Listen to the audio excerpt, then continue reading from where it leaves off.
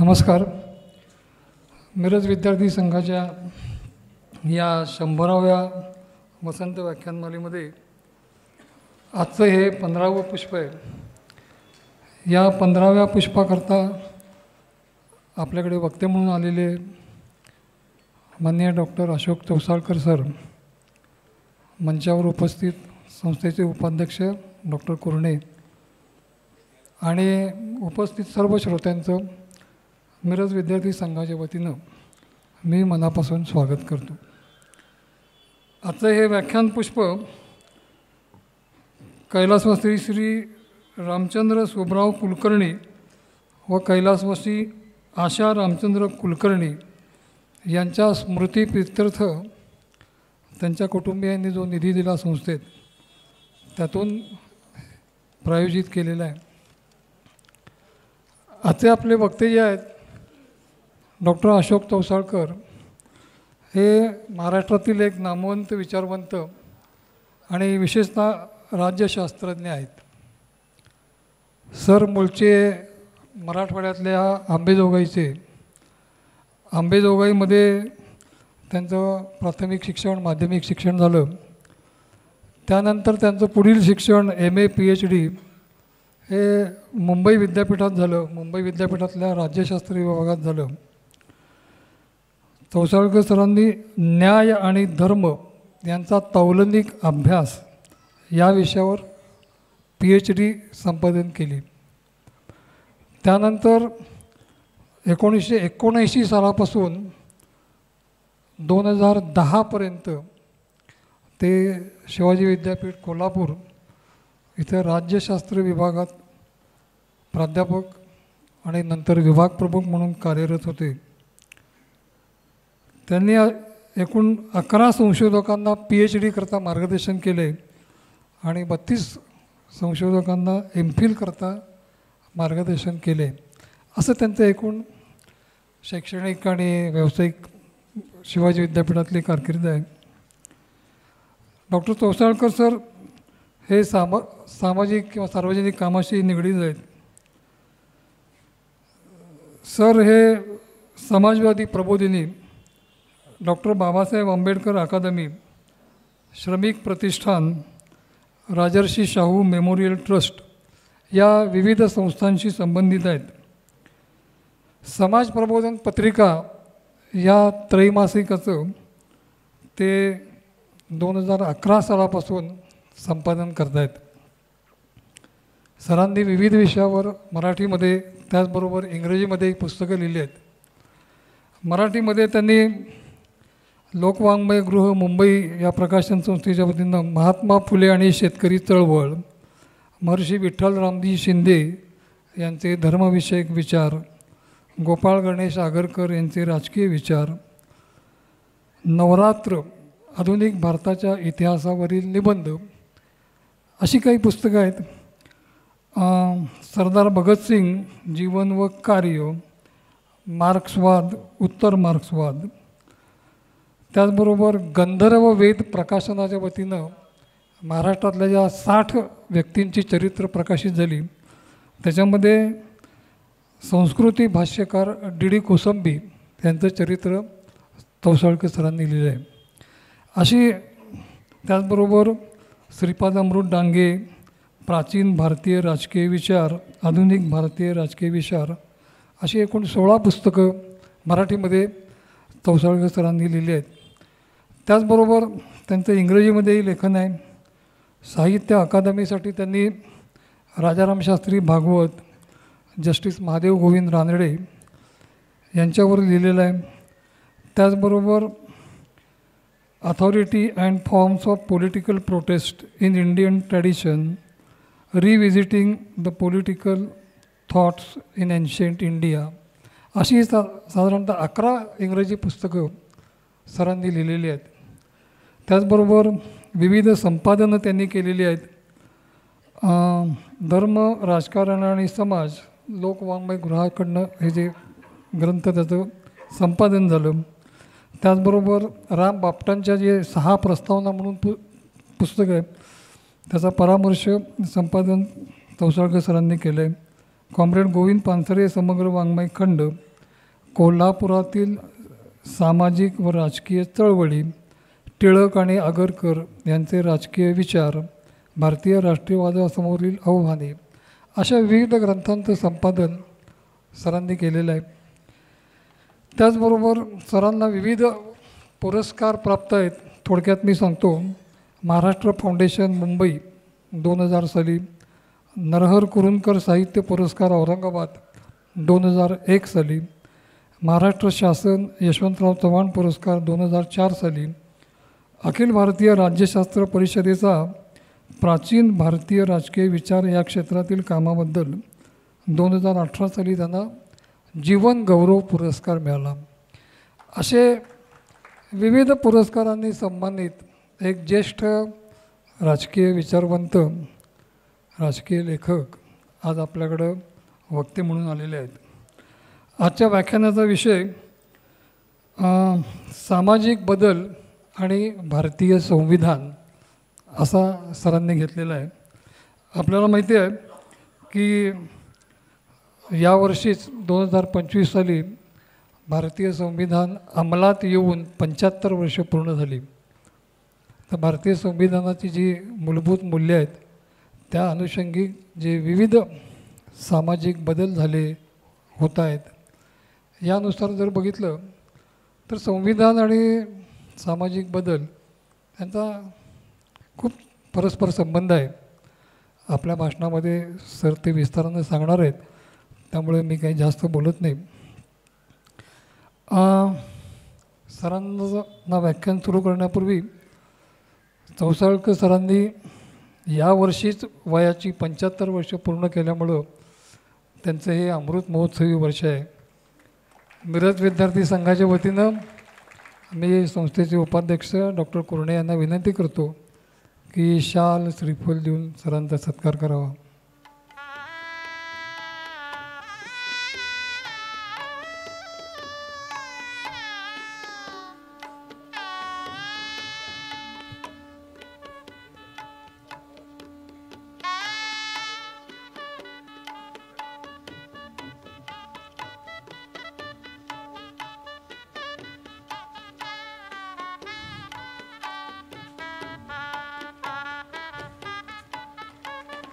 शाल, श्रीफल,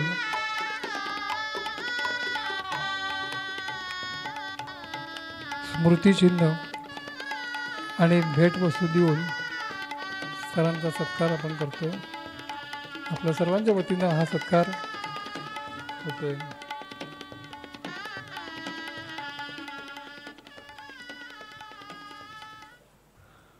आपल्या सर्वांच्या वतीनं डॉक्टर अशोक चौसाळकर सर यांना भावी आयुष्याकरता खूप खूप शुभेच्छा. सरांनी आता आपल्या व्याख्यानाला सुरुवात करावी. आणि सर, एक विनंती आहे, व्याख्यान झाल्यानंतर जर काही श्रोत्यांना प्रश्न असतील तर प्रश्नांनाही आपण उत्तरं द्यावीत. एवढं बोलून मी सरांना विनंती करतो की सरांनी आपल्या व्याख्यानाला सुरुवात करा.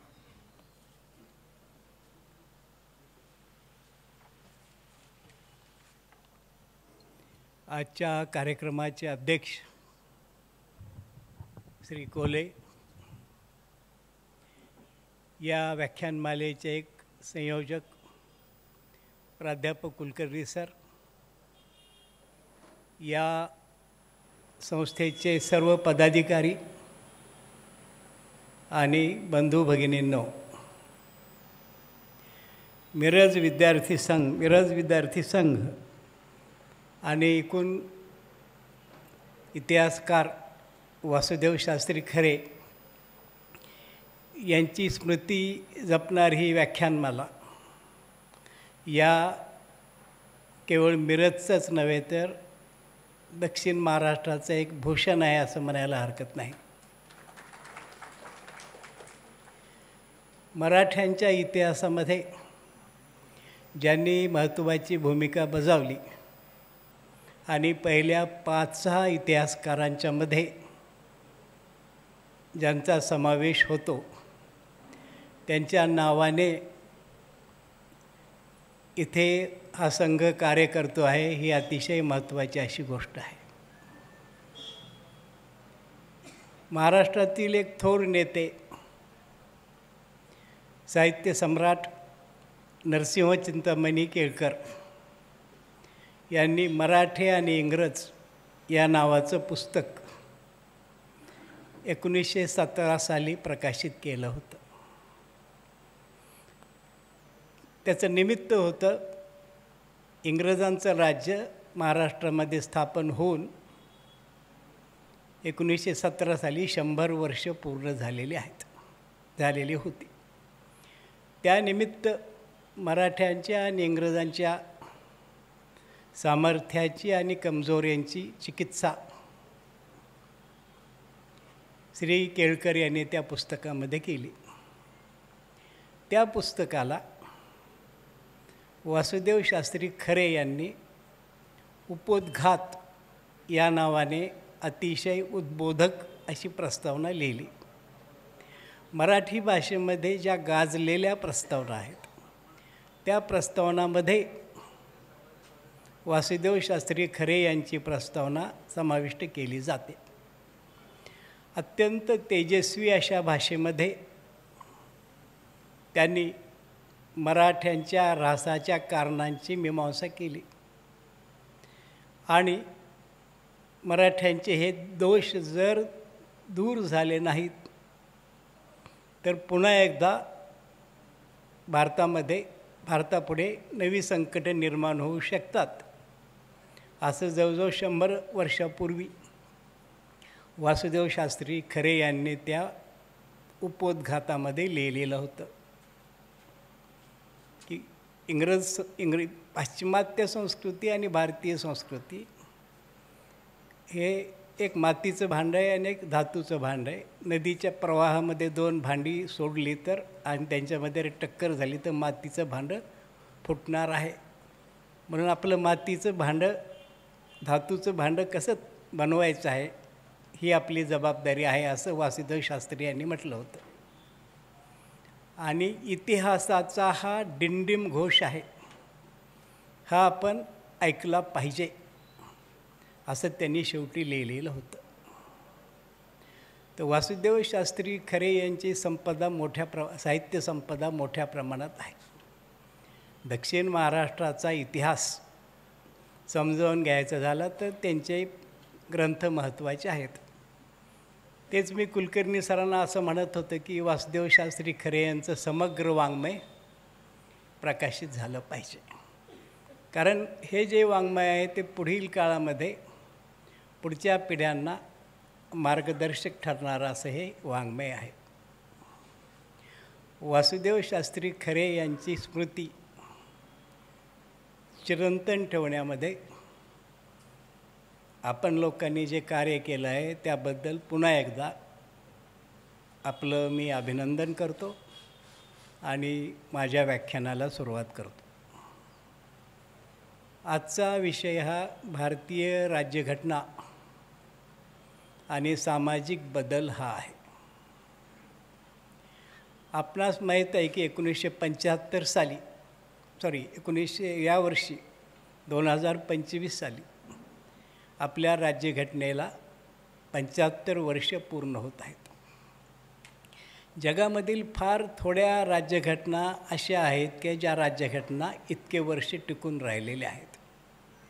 अपवाद आहे तो म्हणजे अमेरिकन राज्यघटना, ती 200-250 वर्ष टिकून आहे.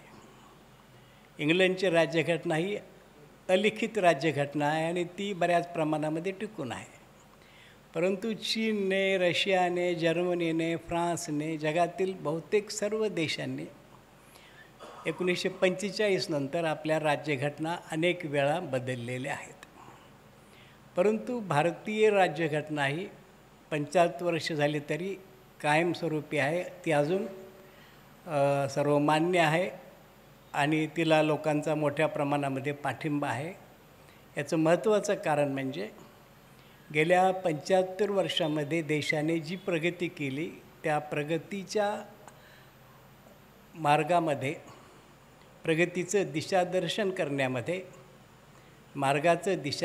करण्यामध्ये भारतीय राज्यघटनेने महत्त्वाची भूमिका बजावलेली आहे. दुसरी महत्त्वाची गोष्ट म्हणजे आज आपल्याला हे ऐकल्यानंतर आश्चर्य वाटेल की ज्यावेळी राज्यघटना निर्माण करण्याची प्रक्रिया सुरू झाली, त्यावेळी काय परिस्थिती होती? 1935च्या कायद्याप्रमाणे 1946 साली भारतातील 11 विधानसभांच्या निवडणुका झाल्या आणि या एकूण 1200-1300 सभासद आमदार या विधानसभांनी निवडून दिले आणि या विधानसभांनी संविधान सभेवर त्यांचे प्रतिनिधी निवडून दिले. म्हणजे संविधान सभेचे सभासद हे विधानसभांनी निवडून दिलेले होते. प्रत्यक्ष लोकांच्यामधून त्यांची त्या काळामध्ये निवड झालेली नव्हती. आणि 1946च्या कायद्याप्रमाणे फक्त 35च्या कायद्याप्रमाणे 1946 साली फक्त 11% लोकांना मतदानाचा अधिकार होता. अशा प्रकारे अप्रत्यक्षपणे आणि मर्यादित मतदारांच्या मतदानाने ही संविधान सभा निर्माण झालेली होती. त्यामध्ये निवडून आलेले सभासद, विधानसभांनी निवडलेल्या सभासदांची संख्या 296पर्यंत होती आणि राज्य जी होती, संस्थानं जी होती ते प्रतिनिधी जवळजवळ 82-83 पाठवणार होते.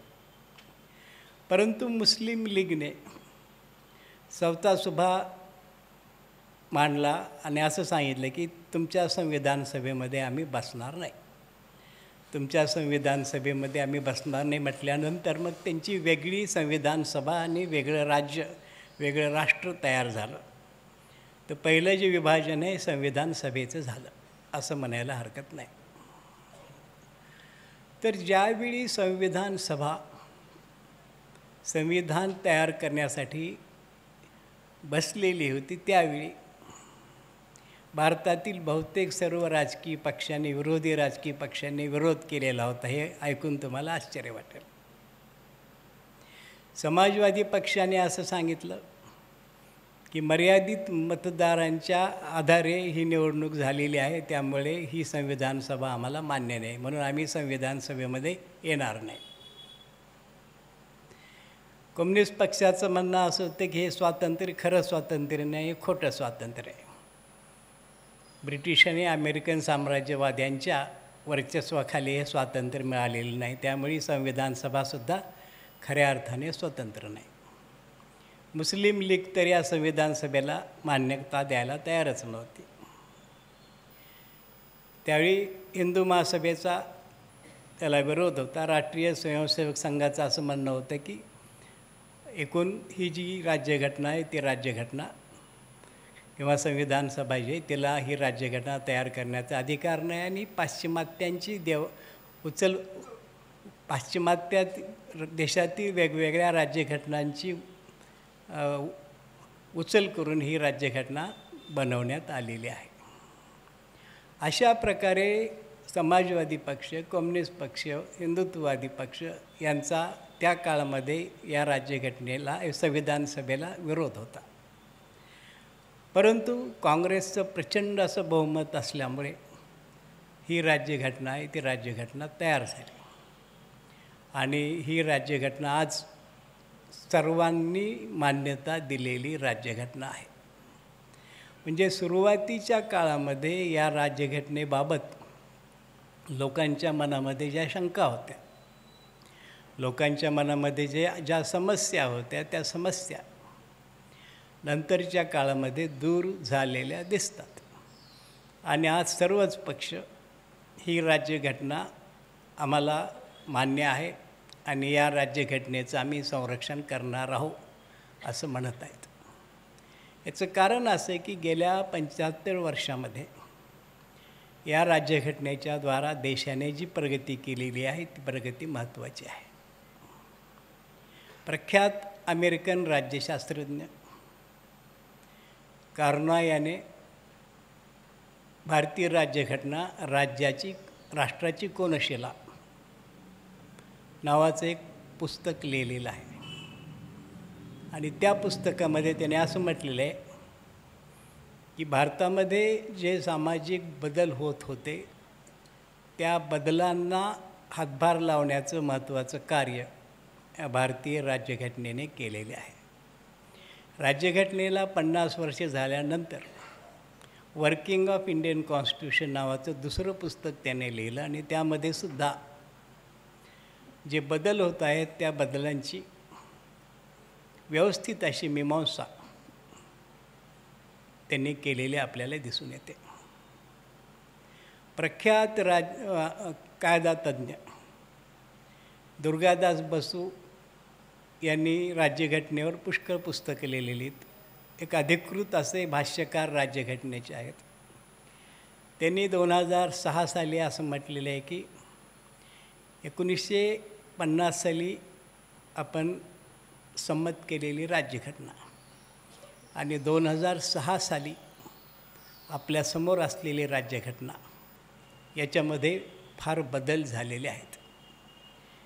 1950मध्ये ज्यांनी राज्यघटना पाहिलेली असेल तो जर 2006मधील राज्यघटना बघेल तर त्याला हे जे बदल आहेत ते बदल आश्चर्यकारक वाटल्याशिवाय राहणार नाहीत.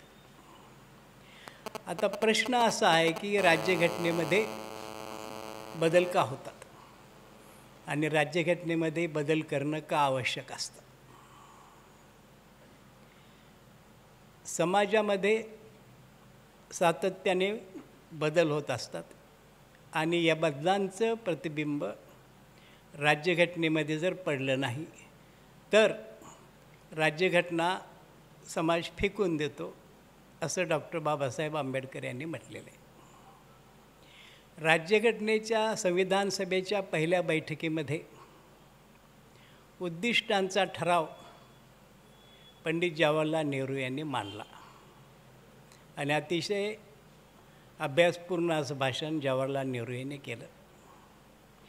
त्याला दुजोरा देण्यासाठी नंतर भारताचे राष्ट्रपती झालेले थोर तत्त्वज्ञ डॉक्टर राधाकृष्णन यांनी अतिशय अभ्यासपूर्ण उत्तम असं भाषण केलं.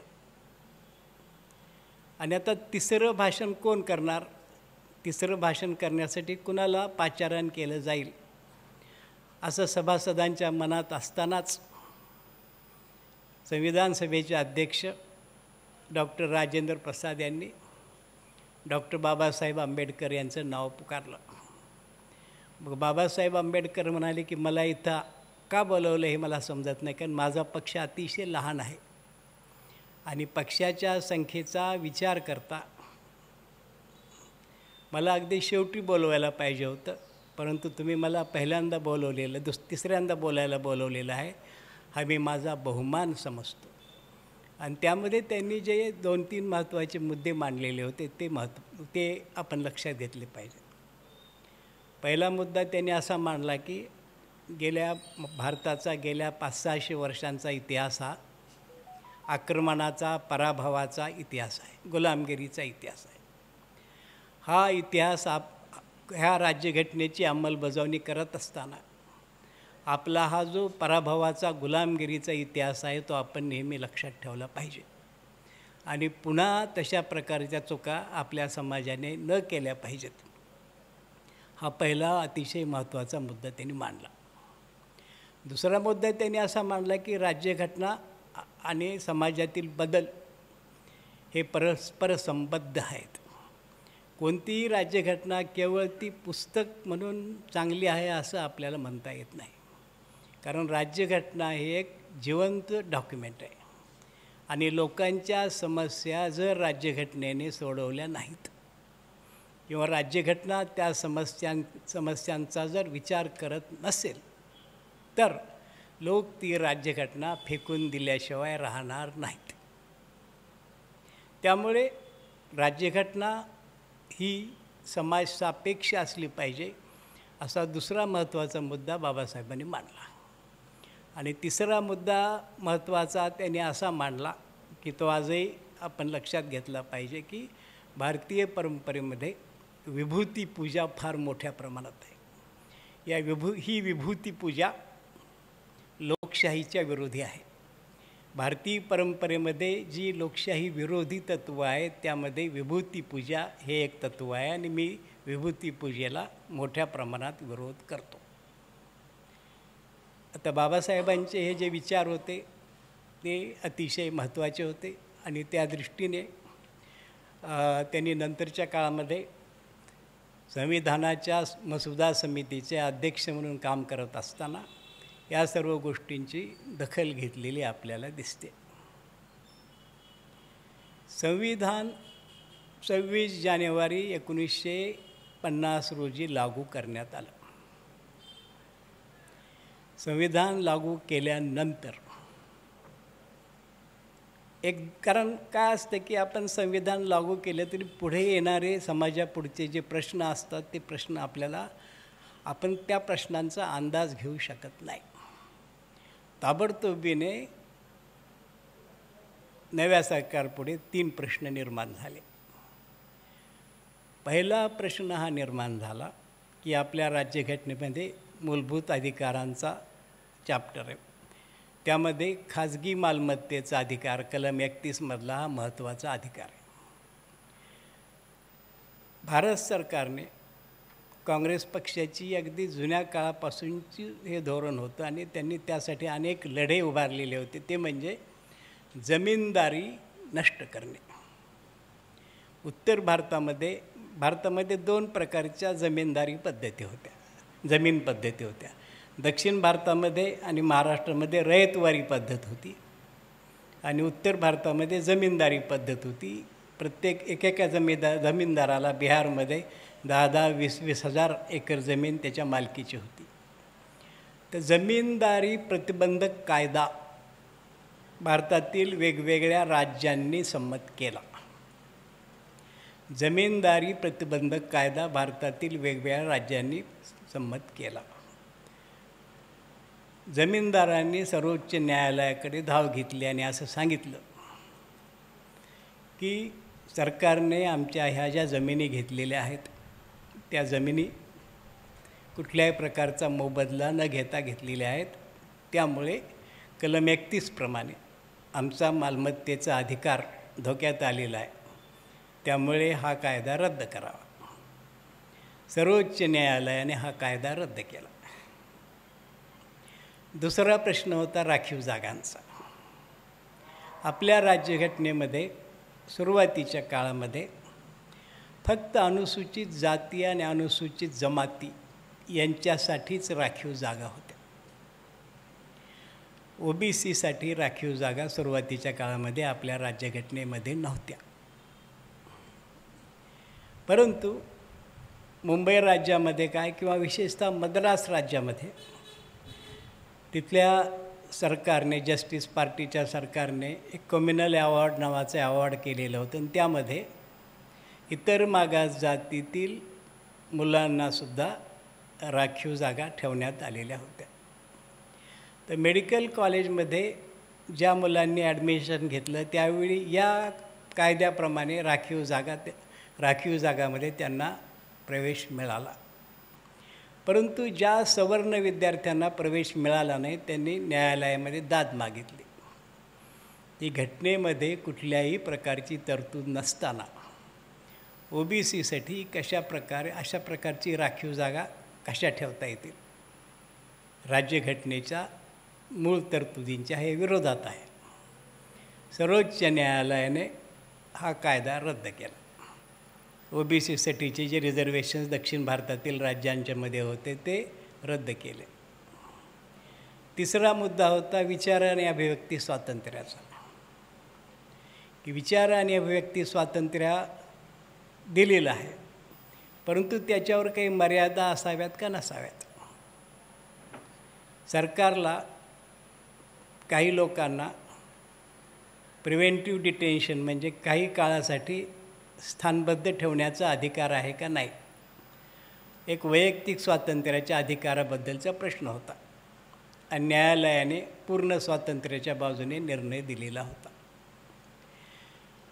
आता सरकारपुढे प्रश्न निर्माण झाला की न्यायालयाचे हे 3ही निर्णय सरकारने घेतलेले जे महत्त्वाचे हे होते त्याचे निर्णय घेतले होते त्याच्या विरोधात होते. लक्षावधी शेतकऱ्यांना, शेतमजुरांना, कुळांना जी जमीन मिळणार होती ती जमीन मिळणार नाही अशी परिस्थिती निर्माण झालेली होती. जमीनदार विरोधी कायदा किंवा जमीनदार निर्मूलन कायदा जो आहे त्याचं संरक्षण करणं आवश्यक होतं. त्यासाठी कलम 31मध्ये दुरुस्ती करणं आवश्यक होतं. दुसरा मुद्दा राखीव जागांचा होता. अजून उत्तर भारतामध्ये OBCमध्ये तेवढी जागृती आलेली नसली तरी दक्षिण भारतामध्ये जागृती आलेली होती. आणि मद्रास प्रांतातील त्यावेळचे मुख्यमंत्री चक्रवर्ती राजगोपालाचारी यांनी नेहरूंकडे असा आग्रह धरला की याबाबत घटना दुरुस्ती केली पाहिजे आणि OBCसाठी राखीव जागांची तरतूद केली पाहिजे. आणि प्रिव्हेंटिव्ह डिटेन्शनच्या संदर्भामध्ये भारतामध्ये कायदा आणि सुव्यवस्थेचा प्रश्न होता. कम्युनिस्ट पक्षाची व्हायलंट मूवमेंट सुरू होती आणि बऱ्याच गोष्टी होत्या. त्यामुळे ते प्रिव्हेंटिव्ह डिटेन्शन पाहिजे असं सरकारचं मत होतं. मग घटना दुरुस्ती केली पाहिजे, पहिली घटना दुरुस्ती केली पाहिजे असा विचार सरकारने केला. पण घटना दुरुस्ती कुणी करायची? कारण 1952मध्ये निवडणुका होऊनच संसद निर्माण होणार होती, लोकसभा राज्यसभा निर्माण होणार होत्या. मग वादाचा प्रश्न निर्माण झाला की घटना दुरुस्ती तर केली पाहिजे. ही घटना दुरुस्ती अतिशय व्यापक अशी पहिली घटना दुरुस्ती केंद्र सरकारने करायचं ठरवलं. राष्ट्रपती राजेंद्र प्रसाद म्हणाले की तुम्हाला ही घटना दुरुस्ती करता येणार नाही, कारण या घटना दुरुस्तीसाठी राज्यसभा आणि लोकसभा या दोघांची संमती आणि 2/3 बहुमत आवश्यक आहे. त्यासाठी तुम्ही नवी लोकसभा नवी राज्यसभा निर्माण होईपर्यंत वाट पहा. पंडित नेहरू आणि सरकारचं असं म्हणणं होतं की संविधान सभा ही नंतर पार्लमेंट म्हणून काम करत होती. एकदा संविधान सभेनं संविधान संमत केल्यानंतर एक legislative assembly, national legislative assembly म्हणून संविधान सभा काम करत होती. म्हणून ज्या संविधान सभेने किंवा ज्या लेजिस्लेचरने अमेंडमेंट केलेली आहे, संविधान निर्माण केलेलं आहे, त्या लेजिस्लेचरला, त्या कायदेमंडळाला संविधानामध्ये दुरुस्ती करण्याचाही अधिकार आहे. त्यामुळे राजेंद्र प्रसाद यांचे जे आक्षेप होते ते आक्षेप मागे टाकून केंद्र सरकारने हा घटना दुरुस्तीचा अतिशय व्यापक असा पहिलं कॉन्स्टिट्यूशन अमेंडमेंट, पहिली घटना दुरुस्ती लेजिस्लेचर पुढे, नॅशनल असेंब्ली पुढे मांडली आणि ती नॅशनल असेंब्लीने संमत केली. म्हणजे संविधान लागू केल्यानंतर पहिल्या 1 वर्षातच एक अतिशय व्यापक अशी घटना दुरुस्ती आपल्याला करावी लागली. या अत्यंत व्यापक अशी घटना दुरुस्ती आपल्याला करावी लागली कारण ती जर घटना दुरुस्ती केली नसती तर मोठे सामाजिक संघर्ष निर्माण झाले असते. घटना दुरुस्ती 31 कलममध्ये घटना दुरुस्ती केली गेली की मोबदला देऊन खाजगी मालमत्ता सरकार ग्रहण करू शकेल. मोबदला किती द्यायचा ते त्या विधानसभेतील विधिमंडळ ठरवेल. हा झाला पहिला मुद्दा आणि त्याप्रमाणे घटना दुरुस्ती करण्यात आली. आणखी एक जी महत्त्वाची तरतूद ती आजही वादग्रस्त आहे, ती तरतूद अशी होती की घटनेच्या परिशिष्टामध्ये 9वं परिशिष्ट जोडण्यात आलं आणि या 9व्या परिशिष्टामध्ये जे कायदे ठेवण्यात येतील त्या कायद्याची न्यायालय तपासणी करू शकणार नाही अशी तरतूद करण्यात आली. त्यामुळे जमीनदारी ॲबॉलिशन कायदा असेल किंवा अनेक जे सामाजिकदृष्ट्या प्रागतिक कायदे होते, आर्थिकदृष्ट्या प्रागतिक कायदे होते, ते कायदे 9व्या परिशिष्टामध्ये टाकण्यात आले. पण नंतर नेहरूंच्या काळामध्ये काही एक पथ्य पाळलं गेलं की फक्त हे सामाजिकदृष्ट्या महत्त्वाचे कायदे तेच 9व्या परिशिष्टामध्ये टाकावे. पण नंतरच्या काळामध्ये राजकीयदृष्ट्या विशेषतः पंतप्रधान इंदिरा गांधी यांच्या काळामध्ये असे कायदे त्यामध्ये टाकण्यात आले. त्यामुळे आता काही मला वाटतं 1-1.5 वर्षापूर्वी सर्वोच्च न्यायालयानं असं म्हटलं की आता कलम 9 परिशिष्ट 9 जे आहे ते आम्हाला मान्य नाही. परिशिष्ट 9मध्ये घातलेले समाविष्ट केलेले कायदेसुद्धा आम्ही तपासणार आहोत. परंतु ती एक महत्त्वाची तरतूद त्या काळामध्ये केली गेली. न्यायालयांना तपासण्याचा अधिकार नाही असं सांगितलं गेलं. कलम 31 हे सातत्याने समस्या निर्माण करणारं कलम ठरलं. नंतर 4थी 7वी 25वी 18वी ह्या सारख्या घटनादुरुस्त्या करणं भाग पडलं. याचं महत्त्वाचं कारण असं की सतत नवे नवे प्रश्न खाजगी मालमत्तेच्या अधिकारांच्या संदर्भात निर्माण झाले की जसा जसा आर्थिक विकास होत गेला तसा तसा केवळ जमीनदारी नष्ट करण्यासाठीच नाही तर शाळांसाठी, हॉस्पिटलसाठी, धरणासाठी, वेगवेगळ्या गोष्टींसाठी, उद्योगधंद्यांसाठी जमीन ॲक्विजिशन करण्याचे धोरण सरकारने राबवलं. कारण जमिनीशिवाय या गोष्टी होत नाहीत, विकास होत नाही. तो जो जमीन आणि आर्थिक विकास हा जो संघर्ष आहे तो आजसुद्धा किती तीव्र झालेला आहे आपण बघतो. शक्तिपीठाच्या निमित्ताने हा संघर्ष अजून तीव्र झालेला आहे. तो 1950पासूनचा संघर्ष आहे. विशेषतः 53-54 नंतर हा संघर्ष जास्त तीव्र झाला आणि सर्वोच्च न्यायालय सातत्याने प्रॉपर्टी होल्डर्सच्या बाजूने निर्णय देत राहिला आणि त्यामुळे सरकारला सातत्याने घटनादुरुस्त्या कराव्या लागल्या. पण कलम 31 जे आहे त्याची जवळजवळ एक पानभर दुरुस्त्या आहेत खाजगी मालमत्तेच्या अधिकाराचं कलम. दुसरा जो मुद्दा होता तो म्हणजे राखीव जागांचा की OBCसाठी इतर मागास जातींच्यासाठी राखीव जागा ठेवल्या पाहिजेत ही गोष्ट सरकारला मान्य झाली. मद्रासच्या मुख्यमंत्र्यांनी त्याबद्दलचा आग्रह धरलेला होता आणि त्याप्रमाणे घटनेच्या कलम 15, 15(4), 16(4) असे ॲडिशन्स करण्यात आली. कलम 15मध्ये चार उपकलम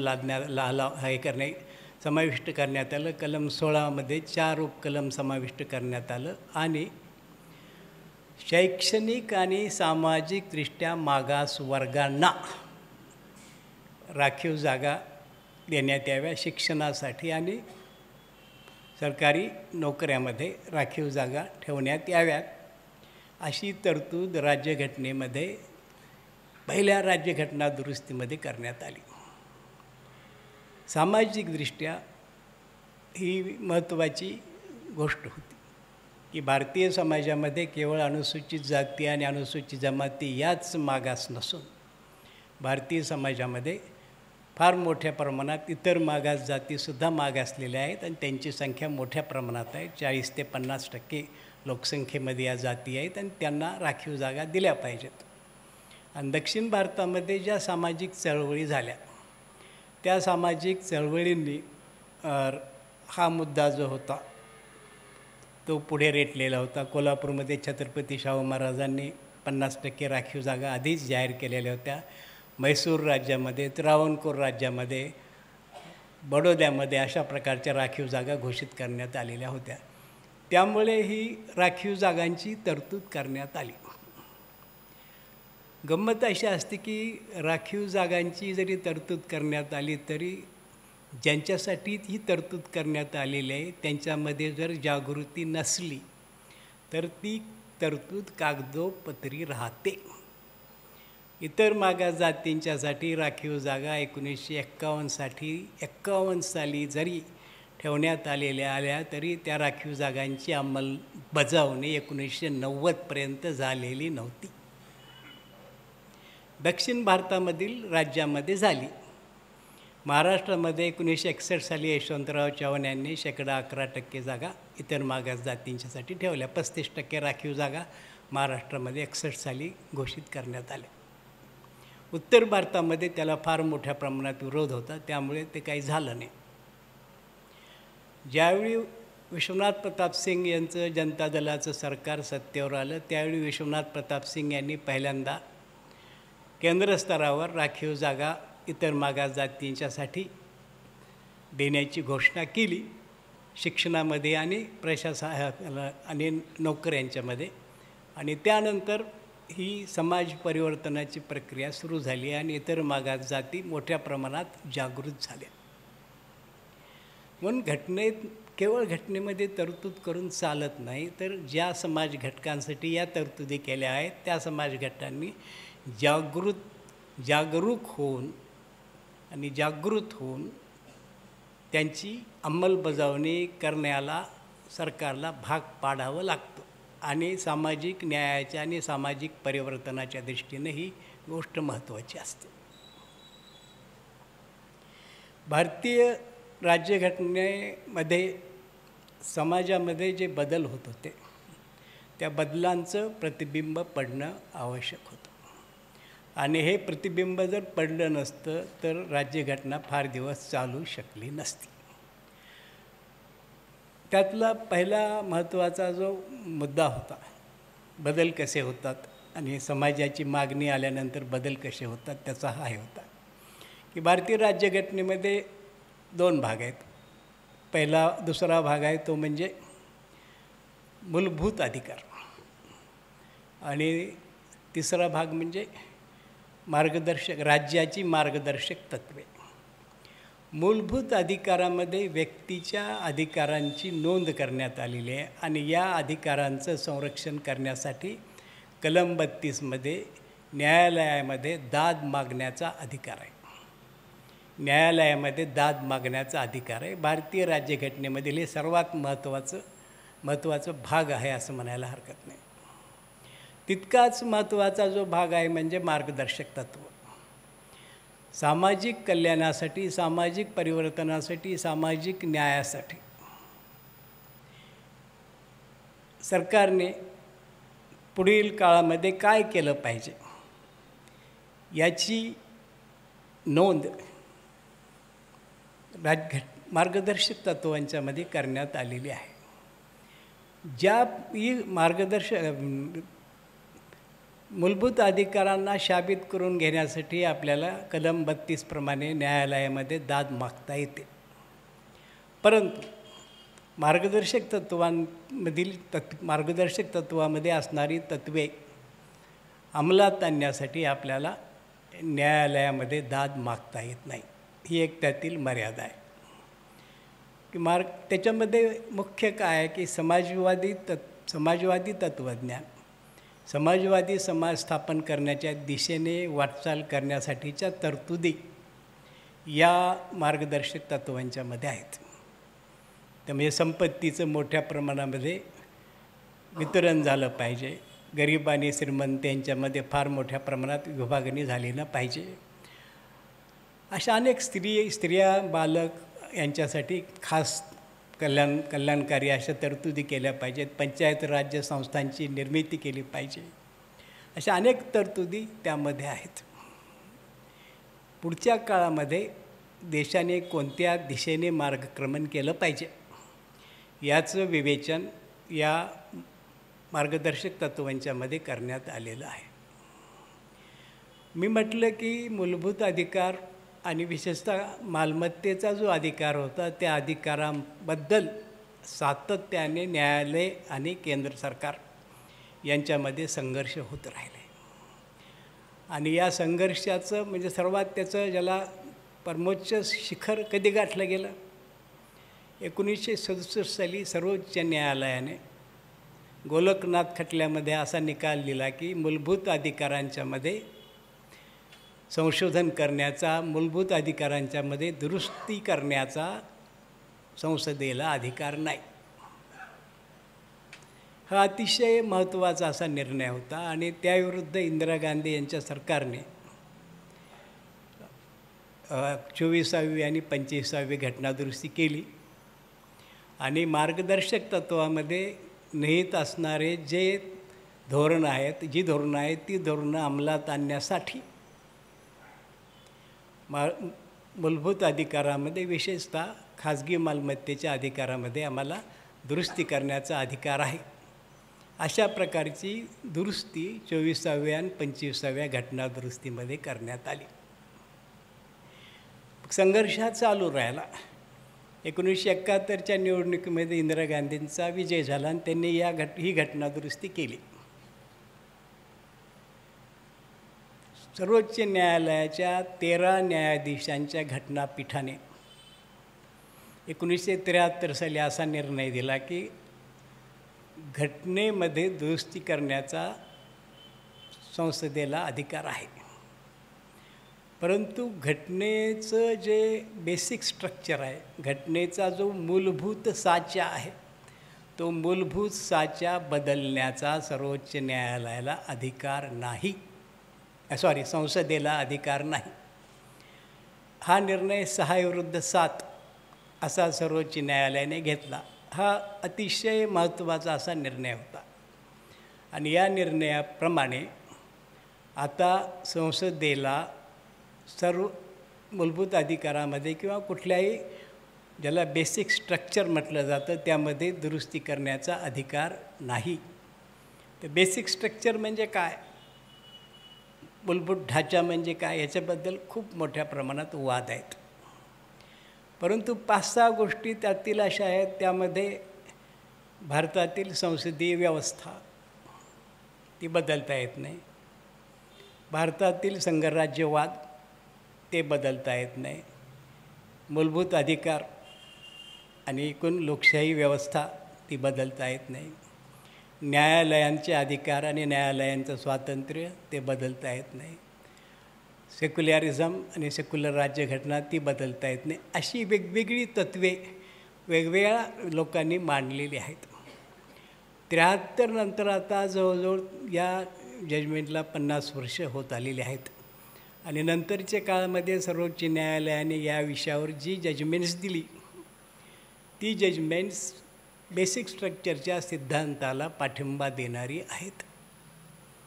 घटना दुरुस्ती करण्याचा अधिकार संसदेला असला तरी तो अधिकार अनिर्बंध असा अधिकार नाही, कारण भारतीय राज्यघटनेमध्ये ही लिखित राज्यघटना असून संसद आणि न्यायालय यांच्यामध्ये सत्तेची विभागणी, योग्य प्रकारची विभागणी झालेली आहे. एक बॅलन्स त्यामध्ये राहायला पाहिजे आणि त्यामुळे एकाच युनिटला मोठ्या प्रमाणात अधिकार देता येणार नाही, नाहीतर ते जे बॅलन्स आहे, ते संतुलन जे आहे ते संतुलन बिघडू शकतं.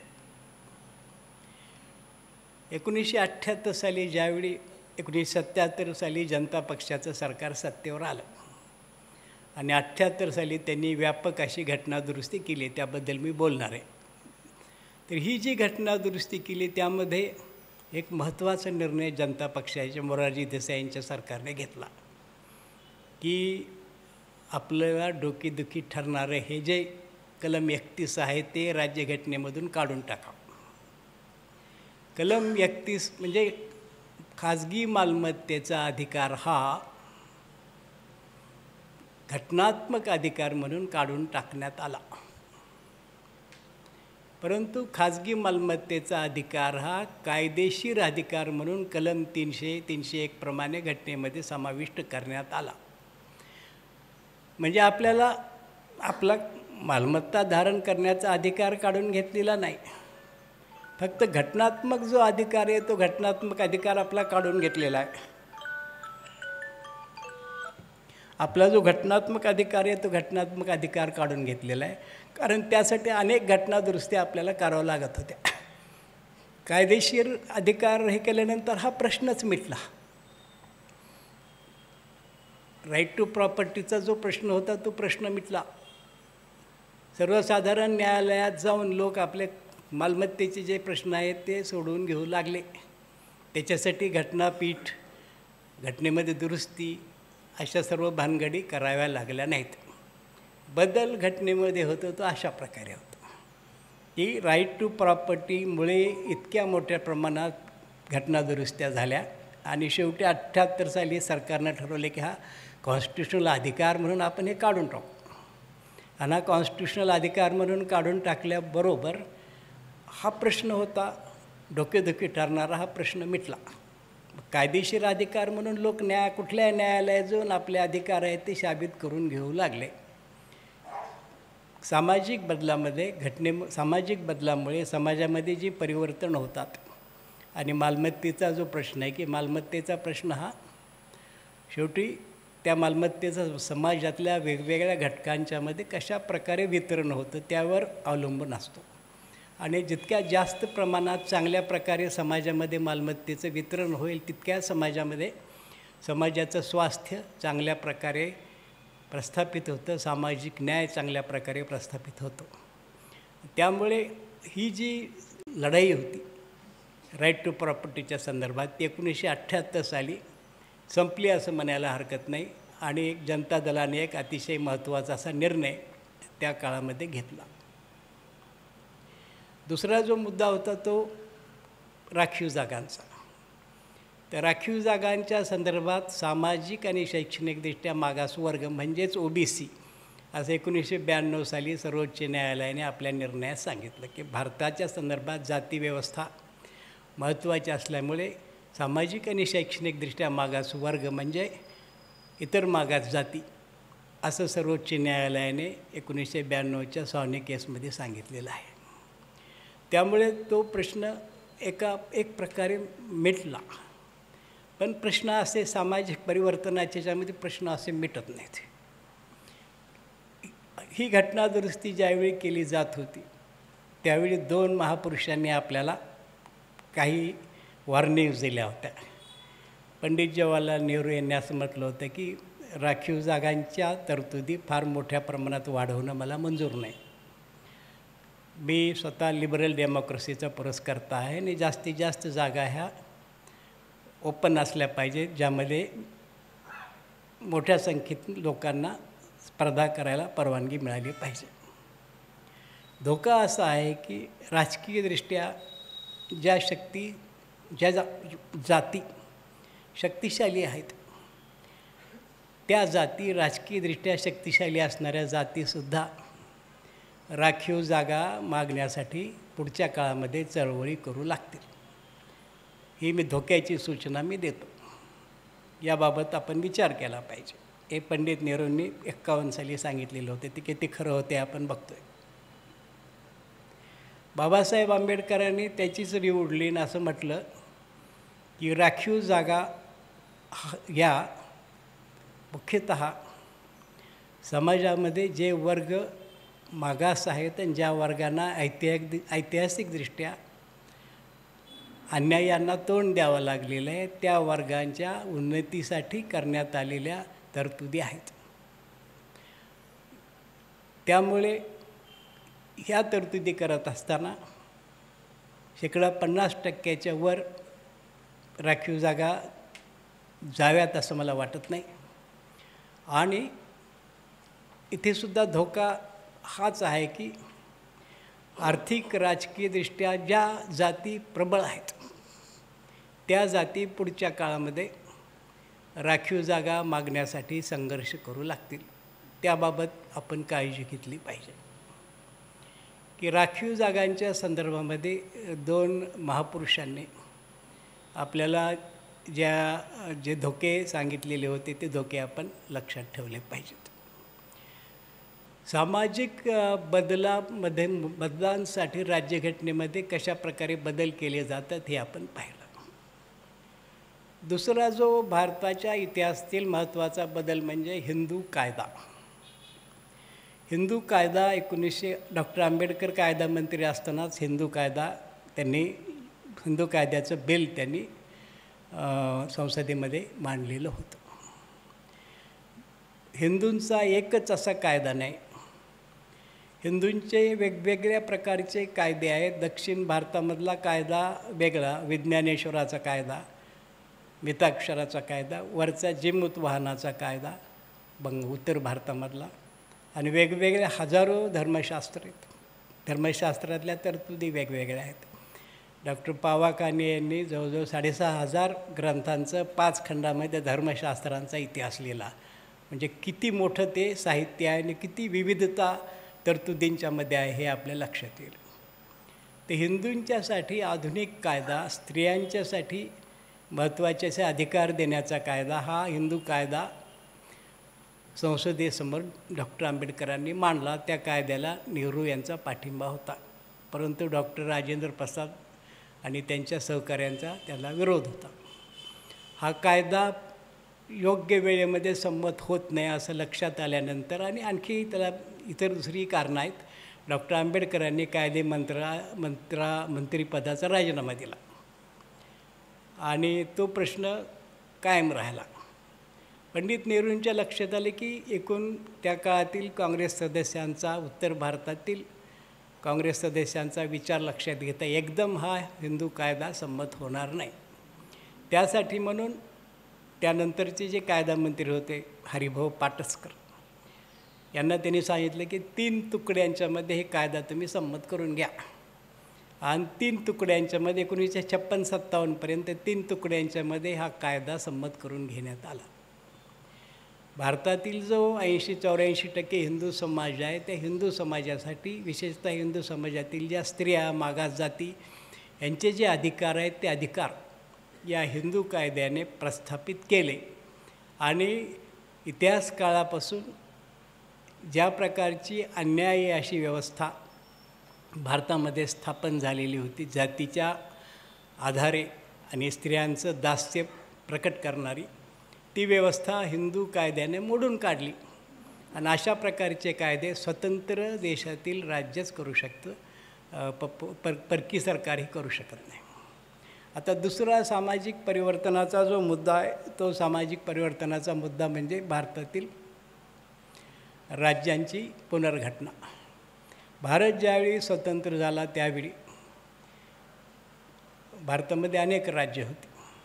आपल्या राज्यघटनेमध्ये India that is Bharat is a union of states असं म्हटलेलं आहे की भारत ही युनियन ऑफ स्टेट्स. पण स्टेट्स कुठे होती? इंग्रजांच्या काळातली 11 राज्य होती. नंतर काही राज्य ही प्रिन्सली स्टेट्स होती, मोठी राज्य होती. त्यांना अ, ब, क अशी राज्यांचा विभागणी केलेली होती. हैदराबाद, त्रावणकोर, म्हैसूर, काश्मीर ही मोठी राज्य जी होती ती एक ह्याच्यामध्ये होती आणि बहुभाषिक राज्य होती. म्हणून भाषावार प्रांतरचना करावी यासाठी देशामध्ये मोठ्या चळवळी सुरू झाल्या. दक्षिण भारतामध्ये या चळवळी मोठ्या प्रमाणात झाल्या, कारण मद्रास प्रांतामध्ये मद्रास तेलुगू, तमिळ आणि मल्याळम भाषिक लोक होते. मुंबई राज्यामध्ये गुजराती, मराठी आणि कानडी भाषिक लोक होते. हैदराबाद राज्यामध्ये 3ही भाषा बोलणारे, कानडी, मराठी, तेलुगू भाषा बोलणारे लोक होते. आणि या राज्यांच्यामध्ये भाषावार प्रांतरचना करावी यासाठी चळवळी सुरू झाल्या. सुरुवातीच्या काळामध्ये केंद्र सरकार याला पाठिंबा द्यायला तयार नव्हतं की आता देशापुढे अनेक महत्त्वाचे प्रश्न असताना हा प्रश्न आपण सोडू, भाषावार प्रांतरचना करू असं त्यांनी सांगितलं. परंतु चळवळींचा जोर वाढला आणि शेवटी 1956 साली 14 राज्य भारतामध्ये भाषेच्या आधारावर निर्माण करण्यात आली. सामाजिकदृष्ट्या भाषा ही महत्त्वाची आहे आणि भाषेच्या आधारावर राज्य निर्माण केल्यानंतर खऱ्या अर्थाने लोकशाही सरकार स्थापन होईल. लोकांच्यापर्यंत आपल्या भाषेमध्ये सरकारचं कामकाज चालेल, म्हणून लोकशाहीसाठीही भाषावार प्रांतरचना आवश्यक होती. हे तत्त्व केंद्र सरकारला मान्य करावं लागलं. प्रश्न आपल्या महाराष्ट्राचा होता. सगळ्यात मोठी, सर्वात हिंसक अशी चळवळ महाराष्ट्रात झाली. 1955 पासून ही चळवळ सुरू झाली. 1960 पर्यंत चालली. 106 हुतात्मे झाले. प्रश्न काय होता? प्रश्न होता मुंबई राज्याचा, मुंबईचा, की मुंबई महाराष्ट्रात द्यायला केंद्र सरकार तयार नव्हतं. मुंबई महाराष्ट्राला द्यायला कोण कोण तयार नव्हतं? महात्मा गांधी तयार नव्हते, वल्लभभाई पटेल तयार नव्हते, पंडित जवाहरलाल नेहरू तयार नव्हते, मौलाना आझाद तयार नव्हते. त्यामुळे महाराष्ट्रातील काँग्रेस पक्षाच्या नेत्यांची गाळण उडालेली होती. हे सगळेच आपल्या विरुद्ध आहे. त्यांना मुंबई महाराष्ट्राला कशी मिळवायची? मग अनेक प्रयत्न झाले. पहिल्यांदा मुंबईला त्रिराज्य फॉर्म्युला आला, गुजरात, महाराष्ट्र आणि मुंबईचं स्वतंत्र राज्य करण्याचा. मुंबईच्या गिरणी कामगारांनी प्रचंड चळवळ करून तो उधळून लावला. दुसरा प्रयत्न मुंबईला केंद्रशासित प्रदेश घोषित करण्याचा, तोही मुंबईच्या गिरणी कामगारांनी, महाराष्ट्रातील इतर लोकांनी उधळून लावला. आणि शेवटी 1 मे 1960 रोजी आपल्याला माहीत आहे की आपल्या राज्याची स्थापना झाली. आणि भाषावार प्रांतरचनेचं जे तत्त्व होते ते तत्त्व प्रत्यक्षामध्ये आपण अंमलात आणलं. परंतु सामाजिक बदल हे इथे थांबत नाहीत. भाषावार प्रांतरचना तर स्थापन झाली, पण भाषिक राज्यामध्ये सुद्धा मोठ्या प्रमाणामध्ये सामाजिक विग्रह होते. काही भाग मागास होते, काही भाग पुढारलेले होते, काही भाग आदिवासी लोकांचे होते. आणि त्यामुळे पुढचा जो प्रश्न निर्माण झाला की केवळ भाषेच्या आधारावर राज्य निर्माण करून चालत नाही. पूर्वेकडची जी राज्य होती आता ती राज्य झाली, पण ही सगळी आसाममध्ये होती. नागालँड, मणिपूर, त्रिपुरा वेगळं होतं, पण नागालँड, मणिपूर हे सगळी जी राज्य होती ती सगळी आसाममध्ये होती. अरुणाचल प्रदेश नेफा नावाने ते केंद्राच्या ताब्यामध्ये होता. इथे चळवळी सुरू झाली, हिंसक चळवळी सुरू झाल्या. नागालँडमध्ये पहिल्यांदा चळवळ सुरू झाली स्वातंत्र्याची. नंतर मणिपूरमध्ये, मेघालयमध्ये, मिझोराममध्ये ह्या चळवळी सुरू झाल्या की त्यांची ट्रायबल आयडेंटिटी आहे, त्यांचं वेगळं असं अस्तित्व आहे, त्यासाठी त्यांना वेगळं असं हे दिलं पाहिजे, राज्य दिलं पाहिजे याची केंद्र सरकारला जाणीव झाली. आणि नंतर ज्या 7 सिस्टर्स आपण म्हणतो, या 7 सिस्टर्स निर्माण झाल्या. नागालँड, मणिपूर, मिझोराम, मेघालय, अरुणाचल प्रदेश, आसाम, त्रिपुरा. लहान लहान राज्य आहेत, परंतु ते निर्माण करणं आवश्यक ठरलं, कारण सामाजिक परिस्थिती तशी होती. त्यांची पृथगात्मा अशी जी अस्मिता होती ती सांभाळणं आवश्यक होतं. भाषेच्या प्रश्नावर राज्य निर्माण झाली. सगळ्यात मोठा लढा महाराष्ट्राबरोबर आंध्र प्रदेशनं दिला. तेलंगणा आणि आंध्र एकत्र आले, परंतु विकासाचा प्रश्न महत्त्वाचा होता. आंध्र प्रदेशने स्वतःचा विकास करून घेतला, तेलंगणावर अन्याय केला असं तेलंगणाच्या लोकांचं म्हणणं ठरलं. आणि मग आपण पाहिलं की 3 राज्य निर्माण झाली. मागास भागांनी स्वतःची राज्य निर्माण करून घेतली. तेलंगणा, झारखंड आणि उत्तराखंड, आणि चौथं छत्तीसगड. उत्तराखंड राज्य उत्तर प्रदेशमधून निघालं बाहेर, छत्तीसगड मध्य प्रदेशमधून निघालं, बिहारमधून झारखंड निघालं. ही जी राज्य होती ती राज्य यात मध्य प्रदेश, बिहार यामधून निर्माण झाली. आणि या 3 राज्यांनी प्रादेशिक मागासलेपणा या आधारावर राज्यांची निर्मिती झाली. याचा अर्थ असा की संघराज्याच्या तत्त्वाच्या आधारे ज्यावेळी तुम्ही राज्याची विभागणी करता त्यावेळी केवळ भाषेच्या आधारावरच राज्य निर्माण करून चालत नाही, तर ते भाषेच्या आधाराबरोबरच मागासपणा, पृथगात्मता, सामाजिक पृथगात्मता या गोष्टीसुद्धा लक्षात घ्याव्या लागतात. लोकमताचा विचार करून राज्यांची विभागणी करावी लागते. अशा प्रकारची राज्य भारतामध्ये निर्माण झाली. आणि आश्चर्याची गोष्ट म्हणजे ही सगळी छोटी छोटी राज्य जी निर्माण झाली ती चांगल्या प्रकारे प्रगती करत आहेत. मध्य प्रदेशमध्ये, उत्तर प्रदेशमध्ये जी राज्य, जो भाग मागासलेला होता तो भाग आता पुढे गेलेला आहे. की भारतामध्ये सगळ्यात जास्त दरडोई उत्पन्न तेलंगणाचं आहे. तेलंगणाचं दरडोई उत्पन्न सगळ्यात जास्त आहे, जो मागासलेला भाग होता त्याचं. आता त्यात हैदराबादची भूमिका महत्त्वाची आहे, परंतु हा एक विचार आहे की लहान राज्य झाले पाहिजेत. महाराष्ट्रामध्ये विदर्भाचा प्रश्न, विदर्भातील लोक रेटायचा प्रयत्न करतात, परंतु हा जो प्रश्न आहे तो प्रश्न जोपर्यंत विदर्भातील जनता तेलंगणातील जनतेप्रमाणे मोठ्या प्रमाणात उठाव करणार नाही तोपर्यंत हा जो प्रश्न आहे तो प्रश्न फार पुढे रेटला जाणार नाही असं मला वाटतं. भारतीय राज्यघटनेमध्ये 106, 107 दुरुस्त्या झालेल्या आहेत. आणखी काही दुरुस्त्या हो घातलेल्या आहेत की या दुरुस्त्या भारतीय समाजामध्ये जे बदल झाले, जी परिवर्तन झाली, समाजाच्या ज्या मागण्या होत्या त्या मागण्या विचारात घेऊन भारतीय राज्यघटनेमध्ये या प्रकारचे बदल झालेले आपल्याला दिसून येतात. हे बदल होत असताना राज्यघटना मोठ्या प्रमाणामध्ये लोकांचे अधिकार, लोकांच्या मागण्या याकडे लक्ष देताना आपल्याला दिसते. न्यायालयाची भूमिकासुद्धा त्या दृष्टीने महत्त्वाची आहे की मूळ घटनेमध्ये राईट टू एज्युकेशनचा अधिकार नव्हता.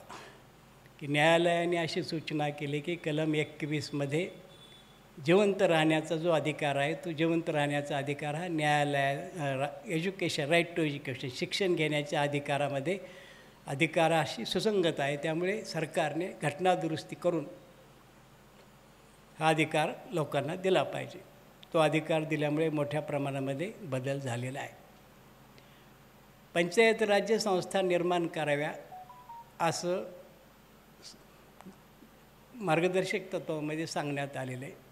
घटनादुरुस्ती करून नरसिंहराव यांच्या काळामध्ये पंचायत राज्य संस्था म्हणजे शहरी आणि ग्रामीण भागातील स्थानिक स्वराज्य संस्थांना घटनात्मक दर्जा देण्यात आला आणि त्याच्या निवडणुका झाल्या पाहिजेत आणि बाकी सर्व घटनात्मक दर्जावरून त्याच्यामध्ये मोठ्या प्रमाणामध्ये सुधारणा करण्यात आली. हा घटनात्मक बदलसुद्धा खूप महत्त्वाचा होता. न्यायालयाचे अनेक निर्णय हे लोकांचे जे अधिकार आहेत ते अधिकार वाढवणारे ठरलेले आहेत. की राजस्थानमध्ये दगडाच्या खाणीमध्ये काम करणारा जो मजूर होता, बंधुआ मजूर होता, त्या मजुराने कार्डवर एक पत्र सर्वोच्च न्यायालयाच्या न्यायाधीशाला मोडक्या तोडक्या हिंदीमध्ये लिहिलं. न्यायमूर्ती PN भगवती सर्वोच्च न्यायालयाचे न्यायाधीश यांनी त्याची नोंद घेतली आणि राजस्थान सरकारला त्याबद्दलची नोटीस पाठवली आणि त्यापासून पब्लिक इंटरेस्ट लिटिगेशन सुरू झाल्या. की लोकांच्या कल्याणासाठी लोकहित लक्षात घेऊन अशा प्रकारच्या लिटिगेशन्स, अशा प्रकारचे अपील्स न्यायालयामध्ये मोठ्या प्रमाणात व्हायला सुरुवात झाली आणि न्यायालय मोठ्या प्रमाणात ओपन झालं आणि लोकांचे जे अधिकार होते ते लोकांचे अधिकार मोठ्या प्रमाणामध्ये प्रस्थापित व्हायला सुरुवात झाली. सर्वोच्च न्यायालयाने एका जजमेंटमध्ये असं म्हटलं आहे की भारतीय राज्यघटनेमधील किंवा संविधानामधील मूलभूत अधिकारामधील तीन तत्व म्हणजे गोल्डन ट्रायंगल आहे. हे गोल्डन ट्रायंगल म्हणजे राईट टू इक्वॅलिटी, कलम 14मधलं समतेचा अधिकार, कलम 17मध्ये ह्याचा अधिकार, 19मध्ये ह्याचा अधिकार, अभिव्यक्ती स्वातंत्र्याचा अधिकार आणि कलम 21 प्रमाणे जिवंत राहण्याचा अधिकार. हे 3 अधिकार व्यक्तीच्या विकासासाठी अत्यंत आवश्यक आहे आणि त्या अधिकारांचं आपण रक्षण केलं पाहिजे. समतेचा अधिकार महत्त्वाचा आहे. त्यामध्ये सामाजिक न्यायाच्या संबंधातल्या कलम 14, 15, 16 यांचा समावेश होतो. 17 फंडामेंटल आहे, विचार आणि अभिव्यक्ती स्वातंत्र्याचा अधिकार महत्त्वाचा आहे. त्यामध्ये 6 स्वातंत्र्य आहेत, ते व्यक्तीच्या विकासासाठी आवश्यक आहेत. आणि 21 प्रमाणे जिवंत राहण्याचा अधिकार, न्यायालयाकडे वैयक्तिक स्वातंत्र्यासाठी हेबियस कॉर्पसकडे मध्ये दाद मागण्याचा अधिकार, ह्या सर्व गोष्टी महत्त्वाच्या आहेत. की ज्या लोकशाही राज्यामध्ये हेबियस कॉर्पसचा अधिकार नसतो ते राज्य लोकशाही राज्य नसतं असं न्यायालयाने म्हटलेलं आहे. तर थोडक्यात न्यायालयांच्यामुळे, केंद्र सरकारच्या वेगवेगळ्या धोरणांच्यामुळे, लोकांच्या वेगवेगळ्या ज्या चळवळी होतात त्या चळवळीमधून केल्या जाणाऱ्या मागण्यांच्यामुळे आपलं जे संविधान आहे ते संविधान मोठ्या प्रमाणामध्ये बदललं जात आहे. ज्यावेळी संविधान निर्माण झालं त्यावेळी डॉक्टर आंबेडकरांनी एक महत्त्वाचा विचार मांडला होता की हे संविधान मी तुम्हाला दिलेलं आहे आणि या संविधानाचा विकास कसा करायचा याची जबाबदारी तुमच्यावर आहे, जनतेवर आहे, असं बाबासाहेबांनी सांगितलं होतं. आणि त्याप्रमाणे मोठ्या प्रमाणामध्ये संविधानामध्ये आपण बदल केलेले आहेत, पुढेसुद्धा बदल करणार आहोत. कारण बदलत्या समाजामध्ये संविधानसुद्धा बदलतं राहिलं पाहिजे. संविधानाचं जे वस्त्र आहे ते वस्त्र वाढत्या शरीराला अनुकूल असं असलं पाहिजे. ते जर तोटकं पडलं तर ते फाटून जाईल, हा विचार त्यामागे आहे.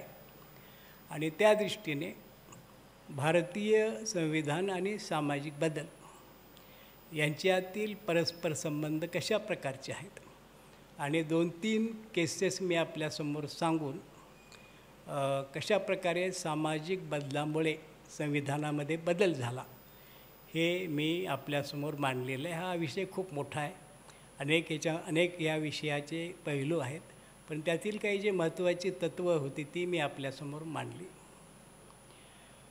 मिरज विद्यार्थी संघाने या शतक महोत्सवी वसंत व्याख्यानमालेमध्ये व्याख्यान देण्यासाठी मला बोलवलं. याबद्दल त्यांचा मी आभारी आहे.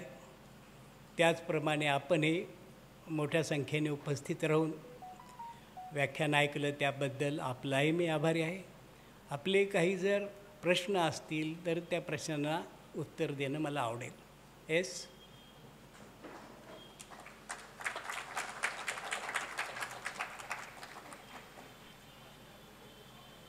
पुढे येतं का थोडं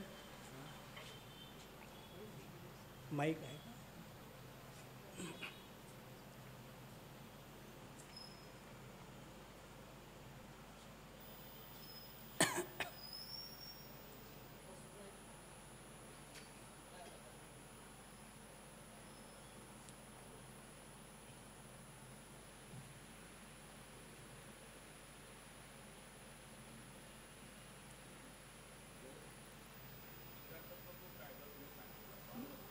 हक्काचा 78चा जो कायदा मालमत्तेच्या हक्काचा जो सांगितला त्याची पूर्वीची परिस्थिती तो जरा कायदा समजावून सांगाल का? मग असे जे मोरारजी देसाईने जे बदल केले 78 साली मालमत्तेच्या हक्काचा कायदा, म्हणजे पूर्वीच्या मालमत्ते सरकारी मालमत्ता का व्यक्तिगत मालमत्ता त्याचे हक्क आणि त्याच्यानंतर लोकांना कोर्टामध्ये जाता आलं, बरोबर आहे. तर तो जो कायदा आहे तो जरा समजावून सांगाल का? ते लक्षात नाही आलं. आणि त्याच्यानंतर 94 साली का 92 साली एक तो मुलींना जो हक्क दिला वडिलांच्या ह्याच्यामध्ये प्रॉपर्टीमध्ये वारसा हक्क, तो त्याच्यामध्ये काय असे बाबा मुलींना तिच्या सासरची परिस्थिती चांगली असताना तिच्या वडिलांच्याकडं हक्क मागता येतो का भावाला, असं त्याचे जरा समजावून सांगा का प्लीज. सुरुवातीपासून म्हणजे 1950 कलम 31 किंवा खाजगी मालमत्तेचा अधिकार हा वादाचा विषय ठरलेला होता आणि अनेक घटनादुरुस्त्या त्यामध्ये करण्यात आल्या. आणि परवासुद्धा एक निर्णय त्या संदर्भामध्ये सर्वोच्च न्यायालयाने दिलेला आहे. तर मुद्दा असा होता की 1978 साली जनता पक्षाने जी 44वी घटनादुरुस्ती केली त्या घटनादुरुस्तीमध्ये जो घटनात्मक अधिकार खाजगी मालमत्तेचा होता तो घटनात्मक अधिकार रद्द केला आणि तो कायदेशीर अधिकार केला. कलम 300 प्रमाणे घटनात्मक अधिकार आणि कायदेशीर अधिकार यामध्ये काय फरक असतो? तर घटनात्मक अधिकार जर असला तर तुम्हाला हायकोर्टामध्ये आणि सर्वोच्च न्यायालयाकडे दाद मागता येते की माझी मूलभूत अधिकार माझा खाजगी मालमत्तेचा जो आहे तो मूलभूत अधिकार तुम्ही काढून घेतलेला आहे. म्हणून त्याची सर्वोच्च न्यायालयाकडे उच्च न्यायालयाकडे सर्वोच्च न्यायालयाकडे दाद मागता येते आणि त्यामुळे ते गुंतागुंतीचं प्रकरण होतं. आता कायदेशीर अधिकार झाल्यामुळे कुठलाही फरक पडलेला नाही. खाजगी मालमत्तेचा अधिकार आपला जो आहे अधिकार तो कायमच राहिलेला आहे, पण त्याच्याबद्दलचे जे वाद आहेत ते वाद आता सर्वसाधारण न्यायालयाकडे एक कायद्याचे इतर जे म्हणजे कॉन्स्टिट्युशनल लॉ आणि ऑर्डिनरी लॉ याच्यामध्ये फरक असा असतो की कॉन्स्टिट्युशनल लॉबद्दलचं इंटरप्रिटेशन हे सर्वोच्च न्यायालय उच्च न्यायालय करू शकतं, परंतु जे ऑर्डिनरी लॉज असतात त्याच्याबद्दलचे जे निर्णय असतात ते इतर न्यायालय करू शकतात. तुम्ही अर्थात त्याच्या विरुद्ध हायकोर्टमध्ये सुप्रीम कोर्टमध्ये जाऊ शकता. त्यामुळे हे जे वाद निर्माण झालेले होते, घटनादुरुस्त्या इतकं 5-6-7 घटनादुरुस्त्या झाल्या आणि हे जे वाद निर्माण झालेले होते ते वाद आणि त्याच्यामधून निर्माण झालेले जे पॉलिटिकल राजकीय संघर्ष होते ते संघर्ष दूर झाले. इंदिरा गांधींच्या काळामध्ये सर्वोच्च न्यायालय आणि संसद याच्यामध्ये मोठ्या प्रमाणात हे संघर्ष झालेले होते. आता कायद्यातील तरतुदीप्रमाणे तुम्हाला खाजगी मालमत्ता अधिकृत करण्याचा, ॲक्वायर करण्याचा अधिकार आहेच. सरकारला अधिकार आहे आणि त्याबद्दल व्यक्ती न्यायालयात दाद मागू शकते की तो अधिकार मग तुम्ही ज्यावेळी एखाद्याची मालमत्ता सरकारी कामासाठी ॲक्वायर करता त्यावेळी हा दुसरा मुद्दा होता की प्रॉपर्टी ॲक्वायर करत असताना बाजारभावाप्रमाणे कॉम्पेन्सेशन दिलं पाहिजे. मोबदला हा बाजारभावाप्रमाणे दिला पाहिजे असं सर्वोच्च न्यायालयाने 1969च्या बँक नॅशनलायझेशन केसमध्ये सांगितलं. यापूर्वी काय होतं की मोबदला हा विधानसभा ठरवेल तसा दिला जाईल, परंतु 1969 नंतर हा नियम बदलला आणि मोबदला हा बाजारभावाप्रमाणे दिला पाहिजे हा नवा हे निर्माण झाला आणि त्यामधून अनेक वाद झालेले आहेत. तर हे वाद सोडण्यासाठी म्हणून हा कायदेशीर अधिकार देण्यात आले आणि त्याप्रमाणे आता त्यासाठी कॉन्स्टिट्युशनल अमेंडमेंट करायची गरज नाही. राज्य सरकारसुद्धा त्यांच्या अखत्यारीमध्ये कायद्यामध्ये दुरुस्ती करू शकतात. हा त्यातला मुद्दा झाला. आणि दुसरा आपण काय म्हणाला होता 92 सालचं, तो त्यात संविधानामध्ये दुरुस्ती नव्हती, ते हिंदू कायद्यामध्ये दुरुस्ती होती. आणि एक व्यक्ती म्हणून पुरुषांना जे अधिकार आहेत ते अधिकार स्त्रियांनाही मिळाले पाहिजेत ही भूमिका त्यामागे होती. त्यामध्ये सासरवाडीची प्रॉपर्टी किती आहे किंवा माहेरची प्रॉपर्टी किती आहे त्यामध्ये मुद्दा नव्हता. व्यक्तीचे अधिकार, स्त्री ही व्यक्ती आहे आणि तिचे म्हणून जे अधिकार आहेत ते अधिकार महत्त्वाचे आहेत हा मुद्दा त्यामध्ये मांडण्यात आलेला होता. आणि त्यानंतर आणखी काही दुरुस्त्या नंतर झालेल्या आपल्याला दिसून येतात 92 नंतर. आणखी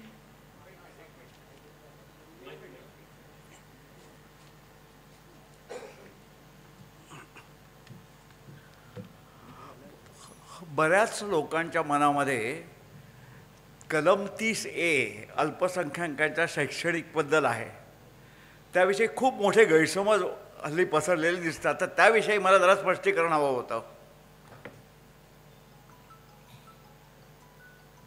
कलम 26 ते कलम 30 हे जे मूलभूत अधिकारांचे कलम आहेत ते भाषिक आणि धार्मिक अल्पसंख्याकांच्या संरक्षणासाठी सेफगार्ड्स म्हणून करण्यात आलेली कलमं आहेत.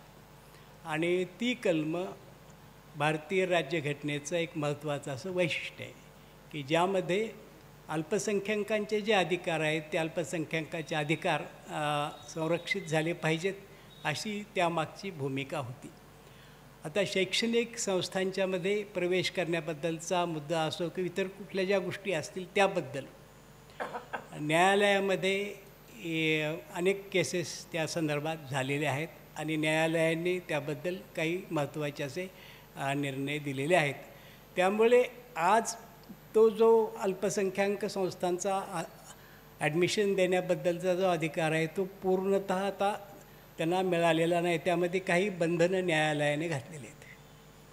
परंतु एकूण सामाजिक न्यायाच्या दृष्टीनं कलम 26 ते 30 आवश्यक आहे असं माझं मत आहे. येस.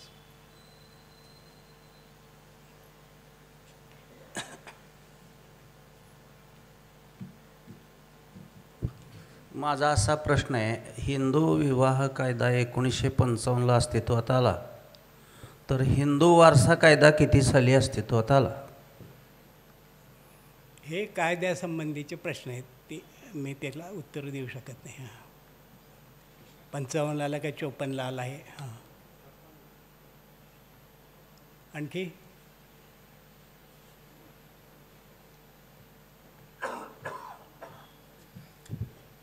मगाशी आपण सोशली अँड एज्युकेशनली बॅकवर्ड क्लासेसची तरतूद केली आहे असं म्हटलं. आणि आता अलीकडे ऐकायला मिळतं की इकॉनॉमिकली बॅकवर्ड क्लास, मग ते कायद्यामध्ये संविधानामध्ये संमत झालेलं आहे की फक्त चर्चा चालू आहे त्याची, हा एक माझा प्रश्न आहे. आणि दुसरा प्रश्न आहे, अल्पसंख्याकांना आपण जे लोकसंख्या वाढ नियंत्रणासाठी जे तरतुदी आहेत, मग त्या सगळ्या धर्मियांसाठी संमत आहेत की अजून ते संमत व्हायचं आहे? उदाहरणार्थ आता याच म्हणतात मुस्लिम समाजाला लोकसंख्या वाढीचा नियम जो आहे तो लागू आहे का, हिंदू धर्माला लागू आहे का, इतर धर्मियांना लागू आहे का, तो माझा प्रश्न आहे. पहिला चांगला प्रश्न तुम्ही विचारला. Socially and educationally backward classes म्हणजे OBC असा निर्णय 1992 साली इंदिरा स्वानी केसमध्ये सर्वोच्च न्यायालयाने दिलेला आहे. नरसिंहराव सरकारने ती जी चळवळ 1990 साली राखीव जागांच्या विरुद्ध झालेली होती, त्या चळवळीवर उपाय म्हणून तीन प्रकारच्या राखीव जागा घोषित केल्या होत्या. OBCसाठी ज्या 27% राखीव जागा होत्या त्यामध्ये कर्पुरी ठाकूर फॉर्म्युला बिहारचा होता, त्याप्रमाणे काही टक्के मागास जातींना, काहीसारखे मागास जातीमधील मागास जातींना, अशी ती मागास जातींच्यामध्ये विभागणी केलेली होती.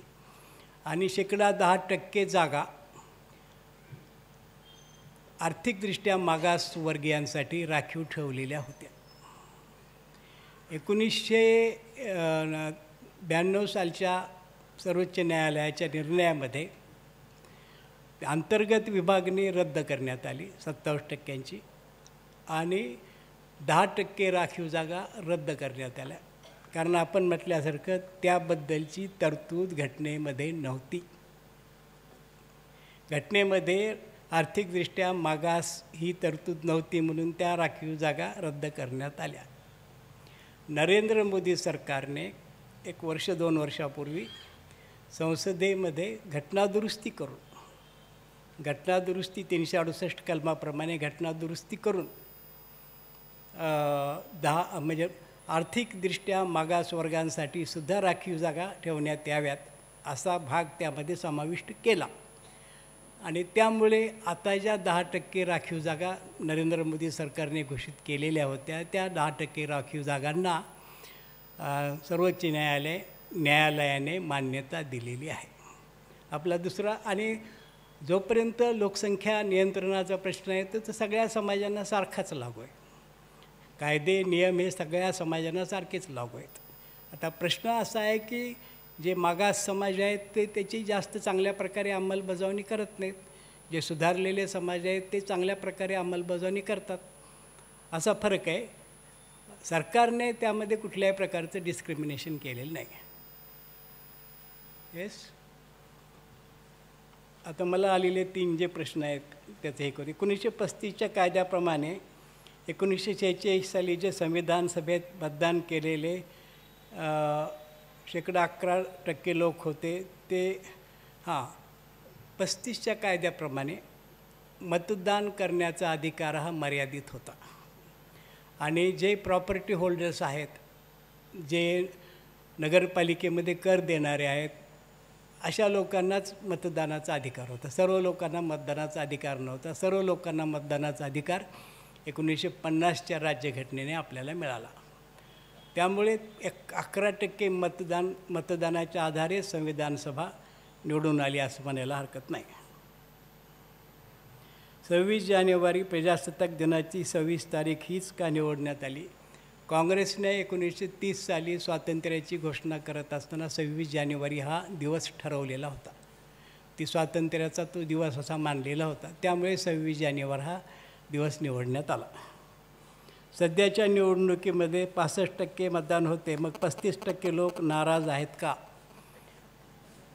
35% लोक नाराज असतील असं नाही, परंतु अनेक कारणं असतात मतदानाला न जाण्याचे.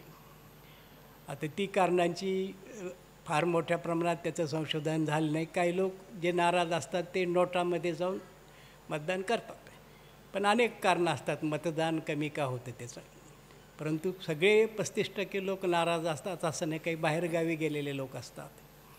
आता केरळसारख्या राज्यामध्ये, तमिळनाडूसारख्या राज्यामध्ये 80% लोक हे करत असताना आपल्याला दिसतात. शेकडा 80% लोक हे करताना आपल्याला दिसतात, मतदान करताना आपल्याला दिसतात. त्यामुळे नाराजीचा काही प्रश्न नाही. 1951-52ला नेहरूंनी शेतकऱ्यांचे अधिकार संविधानाने दिले होते, ते काढून घेतले. शेतकऱ्यांना कोर्टात जाता येत नाही, हा अन्याय शेतकऱ्यावर झाला. आता हा वादाचा मुद्दा आहे. शेतकरी म्हणजे कोण? इथं मुख्य प्रश्न होता तो जमीनदारांचा होता. 10,000 हजार एकर ज्यांच्याकडे जमिनी होत्या, त्या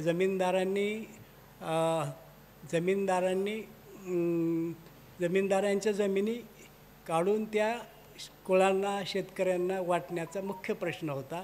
ती अत्यंत महत्त्वाची अशी तरतूद होती.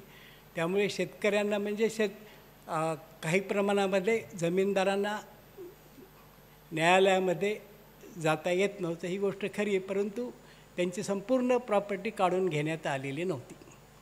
तो कायदा जो होता तो त्यांना कमाल जमीन धारणा कायद्याप्रमाणे त्यांना जेवढी उपजीविकेसाठी आवश्यक जमीन आहे ती तेवढी ठेवण्यात आलेली होती.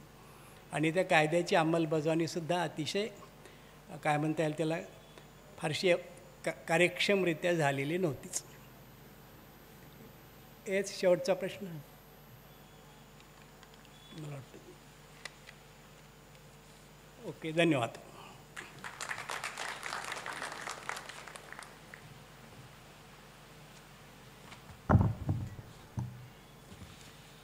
साहित्याबद्दल भाषण असताना, काव्याबद्दल भाषण असताना लोक प्रश्न विचारतात, आपल्या काही शंका विचारतात. परंतु सरांनी आज जे निवेदन केलं सामाजिक बदल आणि राज्यघटना आणि संविधान याच्याबद्दलसुद्धा लोक प्रश्न विचारायला तयार झाले, याचा मला खूप आनंद वाटतो. त्यामुळं पुढच्या वर्षीपासून व्याख्यानमालेमध्ये प्रत्यक्ष कायद्याबद्दलच एखाद दुसरं व्याख्यान असावं अशी योजना करण्याची वेळ आली आहे, याचा मला फार आनंद वाटतो. आणि त्याप्रमाणे तयारी करून पुढच्या वर्षीपासून प्रत्येक व्याख्यानमालेमध्ये प्रत्यक्ष कायद्यासंबंधी जे त्या वेळचे प्रश्न आहेत त्यांना उत्तरं देऊ शकतील असे वक्ते आणून तशी व्याख्यानं होतील, अशी काहीतरी सुरुवात होईल असं मी सांगू इच्छितो. संविधान हे फार मोठं आहे, समुद्रासारखं आहे आणि त्याचे वेगवेगळे आयाम आहेत. काही लोक प्रत्यक्ष ते नुसतं पुस्तकच आमचं आहे एवढंच बघतात आणि आमचं किती भारी आहे. काही लोक त्याचा अभ्यास करतात, काही लोक तुमच्यासारखे प्रश्न विचारतात. असे त्याचे प्रकार आहेत. कायदा आणि सामाजिक व्यवस्था, संविधान आणि स्त्रियांचे प्रश्न, संविधान आणि मुलांचे प्रश्न, असे वेगवेगळे प्रकारचे पेपरच असतात कायद्याच्या अभ्यासामध्ये. तर अशा प्रकारे संविधानाचा विषय असताना आपण राज्यशास्त्राचे अभ्यासक आणि प्राध्यापक या नात्याने या सर्व प्रश्नांना खूप सुंदर प्रकारे उत्तरं दिलीत आणि या विषयाचं छान प्रकारे आमच्या श्रोत्यांना समजावून सांगितलं, त्याबद्दल आपले आभार मानतो. उद्याचं व्याख्यान आहे श्रीमती मुक्ता पुणतांबेकर, अनिल अवचर सर होते, त्यांच्या या कन्या आहेत. आणि व्यसनमुक्ती नव्या काळाची नवी आव्हाने असा विषय आहे. म्हणजे आता व्यसन हे फक्त दारू, गर्द, आणखी असे विषय यापुरतं मर्यादित राहिलेलं नाही, तर त्याच्या पुढे जाऊन प्रत्येकाच्या खिशातसुद्धा व्यसन आलेलं आहे. त्याच्या पुढं कसं जायचं, त्याला कसं सांभाळायचं याबद्दलसुद्धा त्या बोलणार आहेत. म्हणून आपण आज ज्या संख्येने उपस्थित राहिलात त्याच संख्येने उद्या उपस्थित राहा. चौसाळकर सरांनी अत्यंत उत्तम प्राणानं आज जे व्याख्यान दिलं त्याबद्दल त्यांचे आभार मानतो, तुमचे सगळ्यांचे आभार मानतो. अशाच प्रकारे लोक व्याख्यानमालेवरती ठेवा असं आवाहन करतो आणि आजचा कार्यक्रम संपला असं जाहीर. धन्यवाद.